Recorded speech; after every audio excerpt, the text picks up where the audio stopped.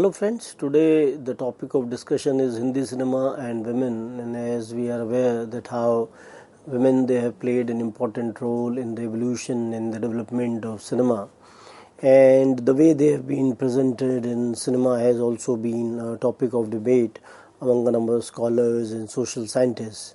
And many of them they have even argued that how women they have been objectified in films, the way they have been portrayed. Some of the scholars like Laura Mulvey and others, they have also talked about the question of male gaze, and the way women they have been objectified in the films has also been contested by some of the feminist scholars and film theoreticians. In the context of Hindi cinema, we have also seen that how patriarchal tendencies they have been more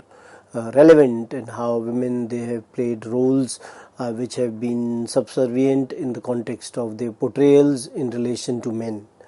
And we have seen that how the male hero they are the ones those who are defining the rules of the films which have been made, and women they have all in a way reduced to some kind of items in the films. So such kind of portrayals of women they have been criticized. And on the other hand, that we have seen that in recent times and even earlier in the context of the new wave cinema, we find that some of the substantial roles they were being given to the women, and women they were able to do that kind of a justice to the kind of roles which were being offered to them. And with the arrival of OTT platform nowadays, we have seen that how women they have been shown on these OTT platforms, more meatier roles they have been given to them. And the coming of the women to the various departments of the filmmaking processes has also in a way expanded that kind of a horizon where women they have in a way contributed more to the filmmaking business that way. So in the course of our discussion, we will talk about these aspects in the context of the readings. One can refer to Shomai Chatterjee, Subject Cinema, Object Women, a study of portrayal of women in Indian cinema; Laura Mulvey, Visual Pleasure and Narrative Cinema; and Leo Brody and Marshall Cohen, Edited from Theory and Criticism; and then Anne Kaplan, Women and Films, Both Sides of Camera; Catherine McKinnon, Towards a Feminist Theory of State. Then one can also refer to Gulzar et al., Encyclopedia of Hindi Cinema. And there are other readings as well which are dealing with the issues which are concerned with women, and all these readings they also try to in a way convey that how women they have been integral to many of the films. And many a times we have also seen that such kind of portrayals of women they have also brought a lot of laurels to India as well. And in that sense, one of the landmark film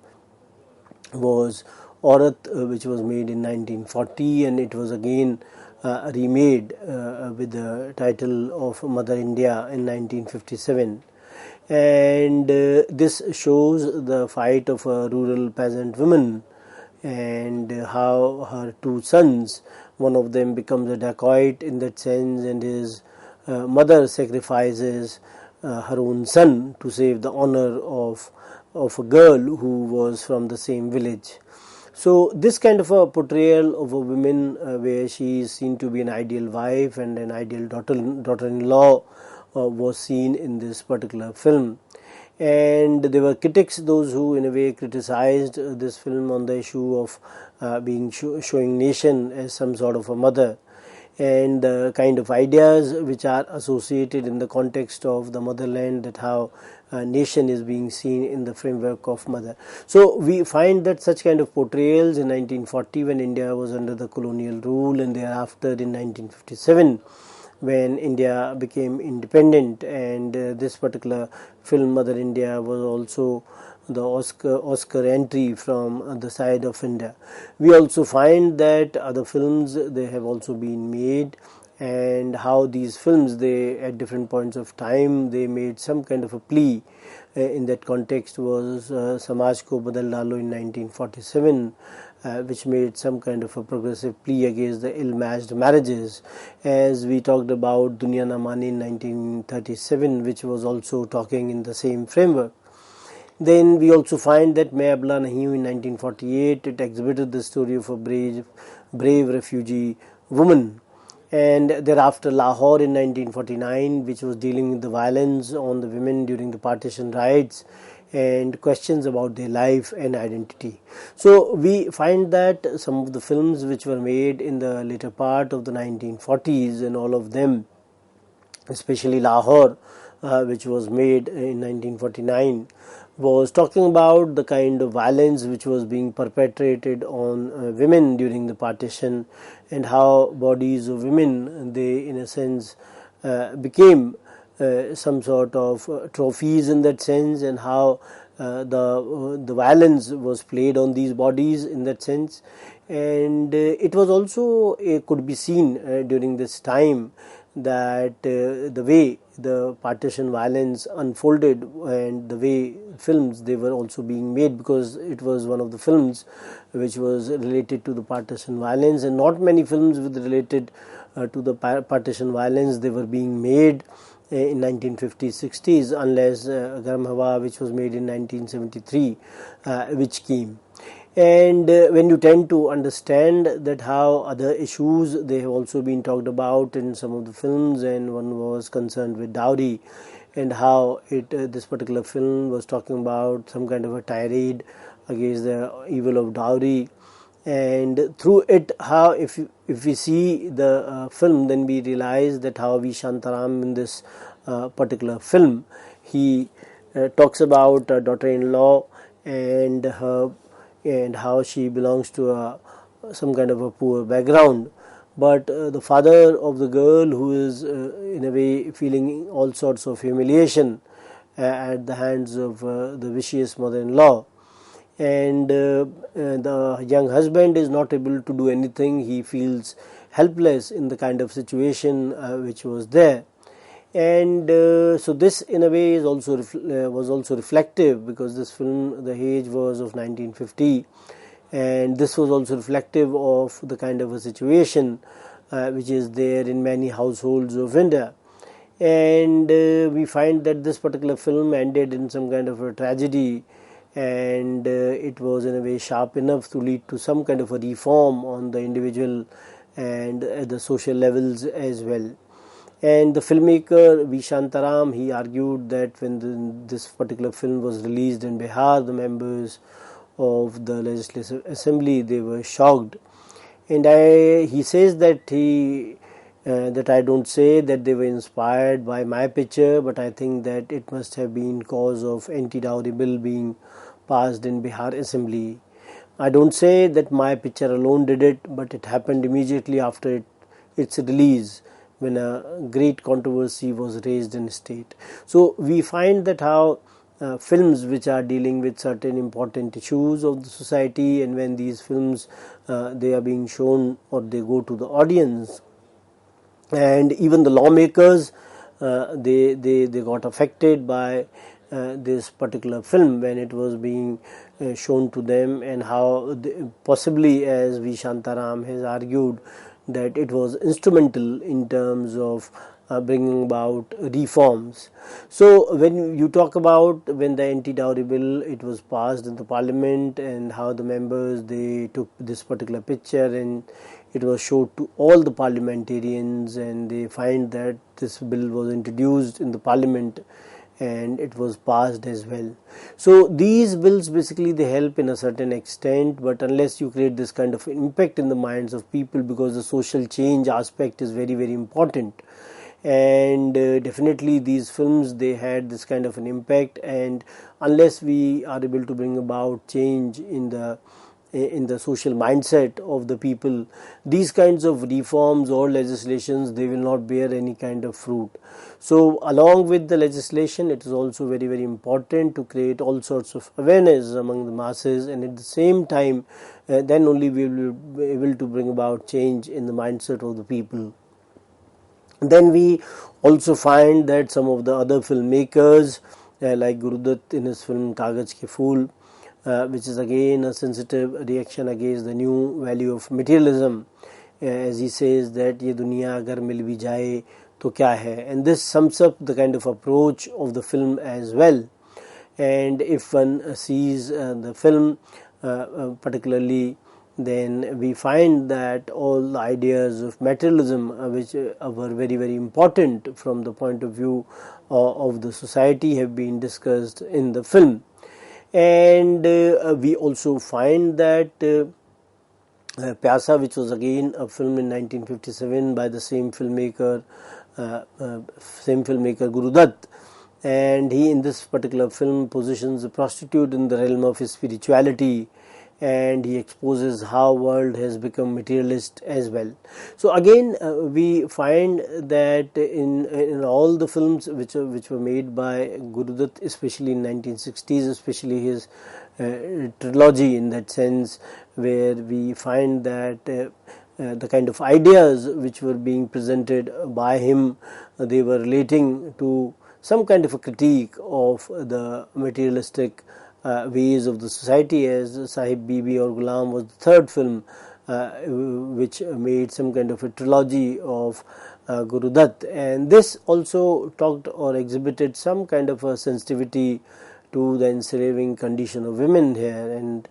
in the most exalted spheres of life, because she belonged to a zamindari family. And in this particular film we see that how Meena Kumari specialized in playing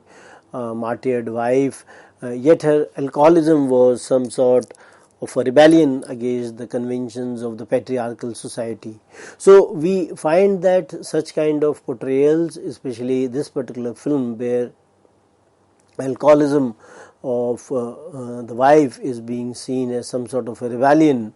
against the conventions of the way society was functioning on the guidelines which were made by a patriarchal society. Similarly, if you see Devadas in 1935, his alcoholism is also being in a way seen that it was also some sort of a rebellion, as he was not able to marry a girl of his own choice because she did not belong to the same social standing or caste to which Devadas belonged. So these kinds of issues, time and again, they have been shown in the films as well, and how they were also relevant from the society's point of view as well. Then we also find in the framework of Sujata, which was made in 1959, that how class positions, they are being explained in the context of the pollution of the blood and the mingling of the blood.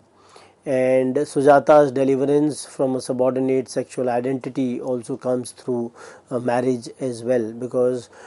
she marries upper caste person, and this is how her lower class position also changes as well. And when she also gives blood to her mother, or the one who raised her as a kid, then the intermingling of the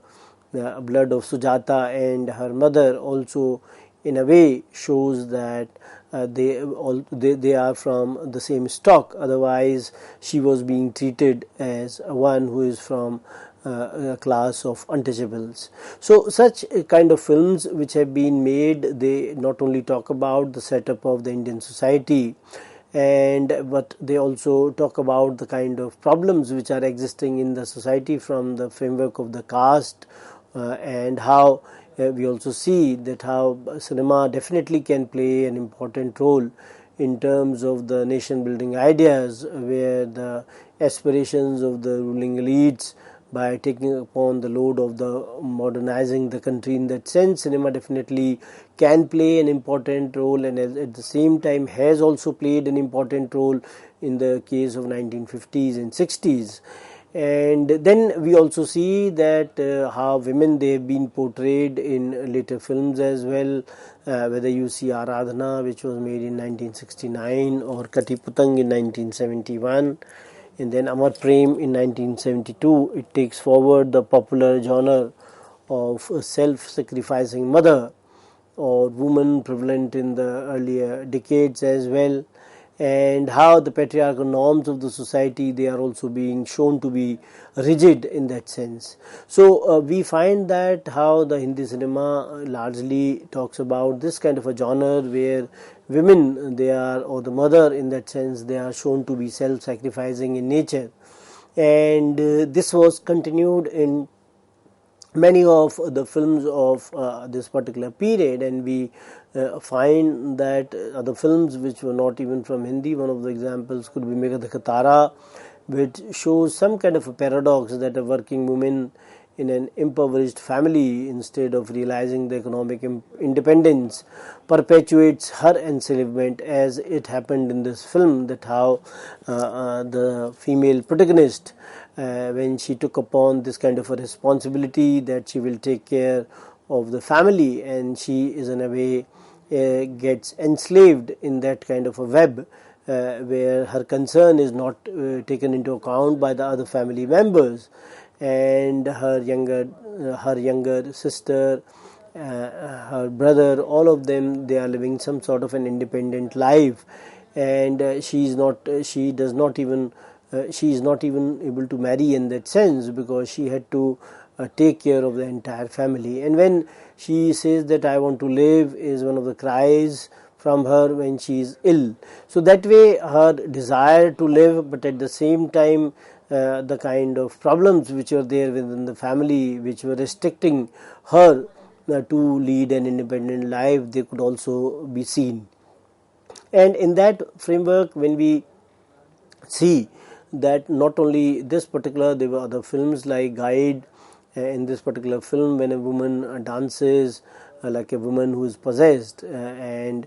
Dil Wo Chala, this is a song which is there, heart that walks away and standing in a cave cries that main jeena chahti hu, when she says that I want to live.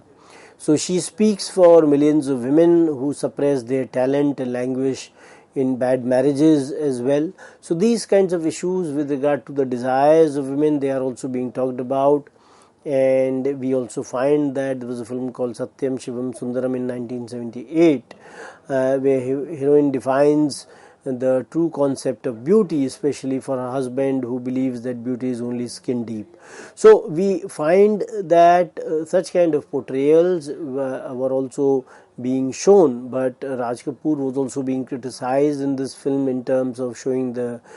nudity, and this kind of a nudity though was being shown in an aesthetic manner.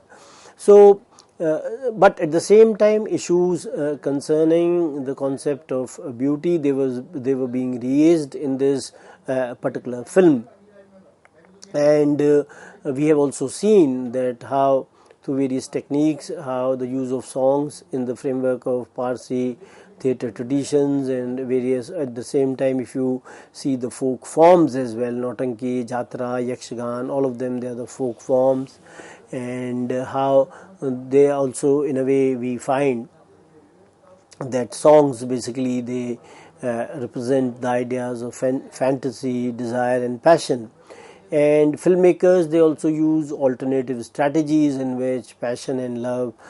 can be safely explored. So in that sense, we find the use of songs, they definitely play an important role, and we find that how open display of affection between the man and women is generally considered a taboo in the Indian culture and society. And the use of songs in that particular framework, we find that they could also be seen in the framework of the alternative strategies as well. Then we also find that how rain has also been used in the sensual and the erotic significance in the Indian mythology, classical music and literature, as it is associated with fertility and rebirth. And films like Avara, Shri Char Sobi, Satyam Shivam Sundaram, Mr. India, all of them, they have used rain in that particular sense, and how songs of these films, they have become very, very famous in that sense, how such kind of songs from these films, they are in a way liked even now by the audience, and how they became some sort of an iconic songs when these songs, they were being picturized as well. So we find that how the use of songs and the use of rain in the framework of the alternative techniques, that has also being done in the films as well. And how the concern of kissing as a sign of westernness was also being shown, and we find that because of the Indian cultural tradition, some sort of a ban on kissing was there, and contradictory attitude towards kissing which was banned, versus the erotic display of female body as a spectacle in popular Hindi cinema can perhaps be explained by the ideology of the public sphere, and scholars, they've argued that the female body as a spectacle is a public representation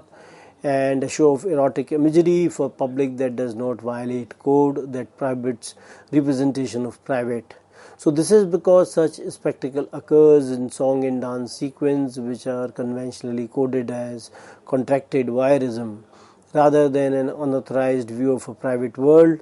Kissing, on the other hand, and by extension details of a sexual relation between two people, belongs to realm of private. So these are the views which have been explained by Madhav Prasad and the others, those who have also talked about these kinds of concern. Laura Mulvey has talked about that in their traditional exhibitionist role, women are simultaneously looked at and displayed with their appearance coded for strong visual and erotic impact, so that they can be said to be connote to be looked atness. So that way how Laura Mulvey has argued in the framework of the kind of role which has been assigned to women in the framework of the objectification of women,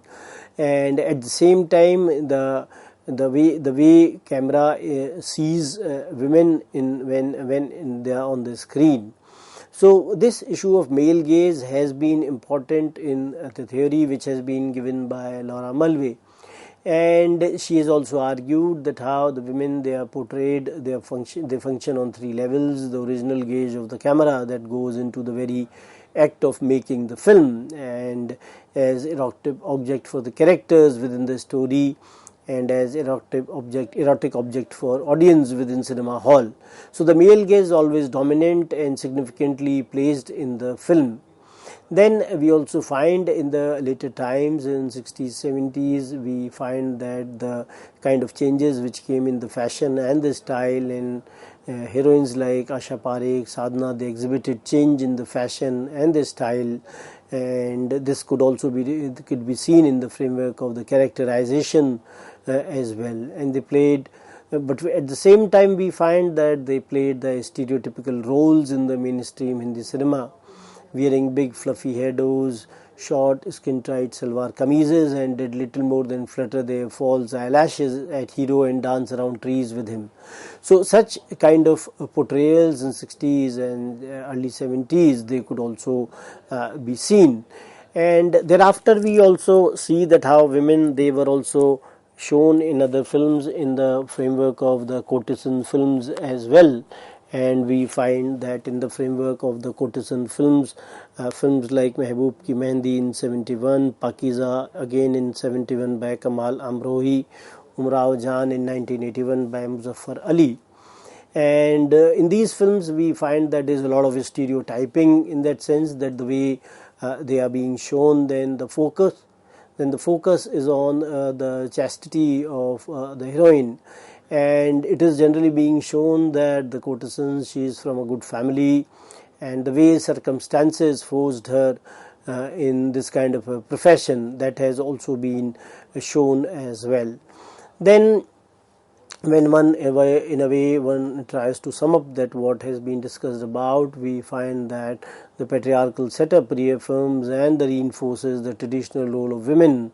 and generally women, they are being defined in relation to men, whether either they are different or complementary to them. So in that sense, when we try to understand the way women, they have been portrayed in that sense, then we definitely realize that men, they are at the center in terms of the kind of roles which have been given to them, and the secondary roles, they have been assigned to women, and generally their roles are more supportive in nature.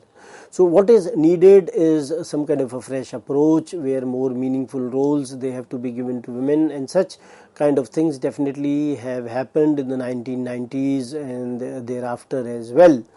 But it does not mean that such kind of meaty roles, they were not being given to the women in 70s and 80s as well, because we find that some of the filmmakers belonging to the new wave, they also provided such kind of roles to the women. So all this we'll discuss in the next lecture. Thank you very much.